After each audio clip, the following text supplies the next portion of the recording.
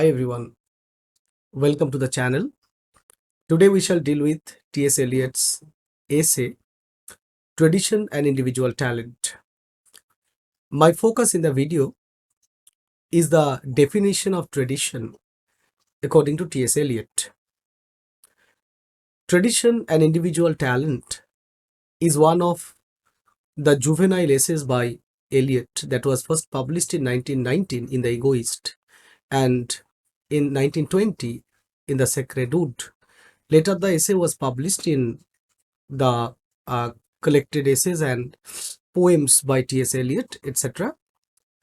In the essay, Eliot offers the definition of tradition, and at the same time, he also offers the idea of impersonal poetry.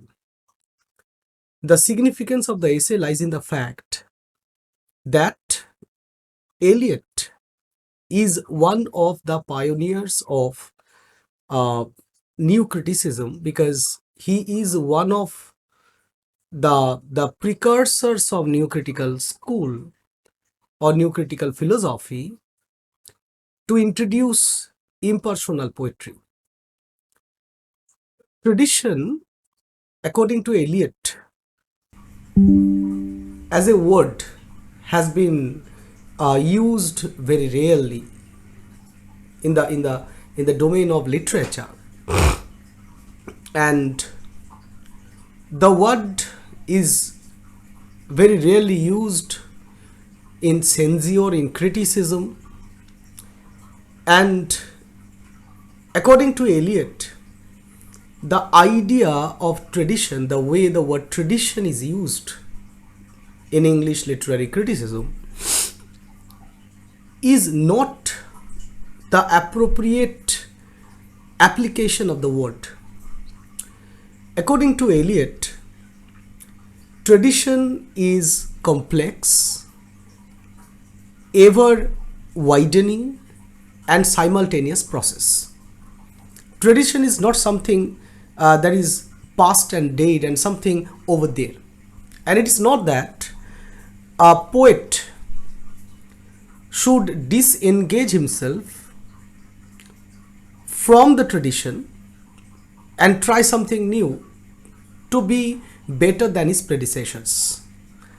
Because in the 19th and the 20th century, that idea was very much prevalent, that the new poets must break away with the tradition. And tradition is something over there, something dead, something past, something useless. Eliot says that tradition refers to a body of work, but the body is ever widening. It's not something fixed, it's not something dead. Meaning, when Eliot published the love song of J. Alfred Prufrock, the love song automatically belongs to the tradition of English literature that had its inception in Homer. In this way, whenever a new writer writes something, publishes something, the work automatically belongs to the tradition of that literature. In other words, every new writer always contributes to the tradition. He learns from the tradition. He uses his individual talent. He composes something new, ingenious, and then he contributes to the tradition, enriches the tradition. And here we have the idea of impersonal poetry. Eliot was one of the pioneers, I have already told you, to introduce the idea of impersonal poetry. Now, what is personal poetry? Because in order to know impersonal poetry, we must know what is personal poetry. What is the relationship between a poet and his poem? Generally, the poem was considered to be the property of the poet. Eliot was one of the few thinkers in the early 20th century who asserted that the moment a poet composes a poem, publishes it, the readers read the poem, it belongs to the tradition. That means it's no more the property of the poet.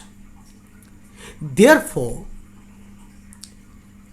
creation, any creation, it can be literary creation, it can be architectural creation, any creation cannot be the property of the creator.